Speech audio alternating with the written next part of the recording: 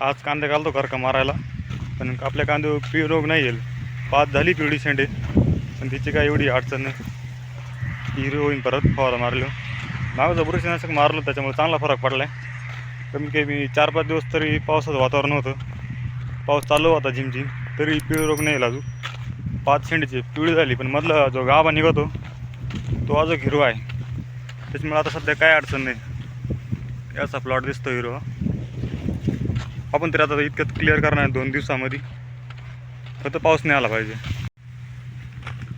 ही जी गाभातून पात निघती ती अजून हिरवी, त्याच्यामुळं काही अडचण नाही. पाणी पण आपण पूर्ण बाहेर काढून दिलं होतं. जे एक पाड्या लेट लावलं त्याच्यामध्ये थोडासा फरक जाणवत आहे, कारण त्याच्यामधले कांदे म्हणजे खाली पडलेवाने दिसते. यांच्यावर थोडासा पिवळा रोग आला आहे. हे जे पाडे ते थोडं लेट सोयाबीन काढत असताना प्लॉट लक्ष नाही गेलं, पण आता 2-3 दिवसामध्ये प्लॉट आपण पूर्ण हिरवा करणार. आणि उद्या आपण याला खत मारून पाणी मारणार आहे.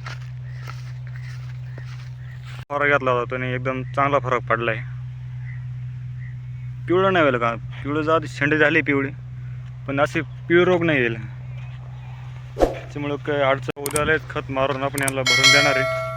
म्हणजे जे खारवणी ओळून घेणार ते पावसाचं ते ओळून घेणार, कारण लोखंडी पाऊस पडल्यामुळं थोडंसं जमीन अशी कडक झाली. त्याच्यामुळं असं कांद्याला एखाद्या वेळेस असं त्याच्यामधली मांड झाली ती निबार होऊ शकते.